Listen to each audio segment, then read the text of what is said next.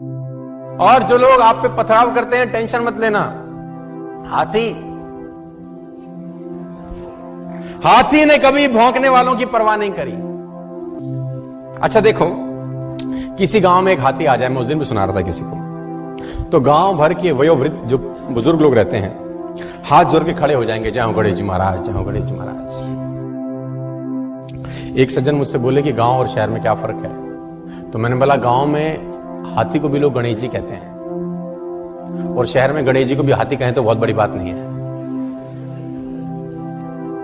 और मुझे नहीं लगता कि हाथी के सिवा कोई दूसरा पशु ऐसा है जिसके आगे इतने हाथ जोड़े जाते हैं, मुझे नहीं लगता।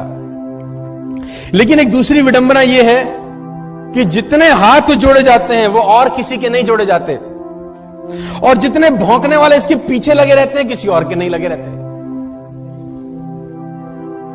गलत तो नहीं कह रहा मैं? जितने हाथ जोड़े वाले इसके सामने खड़े रहते हैं उतना किसी और के नहीं, और जितने भौंकने वाले इसके पीछे रहते हैं किसी और के नहीं।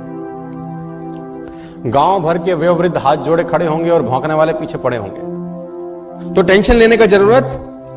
और मुझे आज तक साला ये बात समझ में नहीं आई कि कुत्तों को हाथी से तकलीफ क्या है। हमको कुत्तों की बात समझ में नहीं आती, उनको हमारी नहीं आती। अगर समझ में आती तो हम पूछते कि भैया तुम्हें तकलीफ क्या है, और कुत्ते जवाब देते तो क्या देते मैं ये भी बता दूं आज आपको।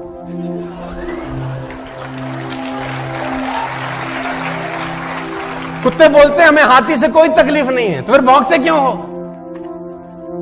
तो फिर भौंकते क्यों? बोले एक ही बात बोलते, हमें तो इसके आगे हाथ जोड़े खड़े हुए जो लोग हैं ना, वो सहन नहीं हो रहे साला।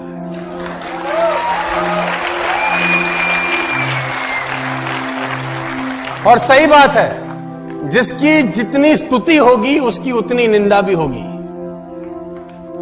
जिसकी जितनी स्तुति होगी उसकी उतनी निंदा होगी। स्तुति करने वाले हाथ जोड़े खड़े होंगे और भौंकने वाले पीछे पड़े होंगे। तो घबराने का जरूरत नहीं है कि अगर लोग आपको ताना मारें, टेंशन दें, आप अपना मस्त आगे आगे चलो। लेकिन दिक्कत क्या है? अच्छा, कुत्तों की इतनी हिम्मत नहीं है कि हाथी के आगे आके भौंके। आगे आके भौंकते नहीं, पीछे भौंकना बंद करते नहीं।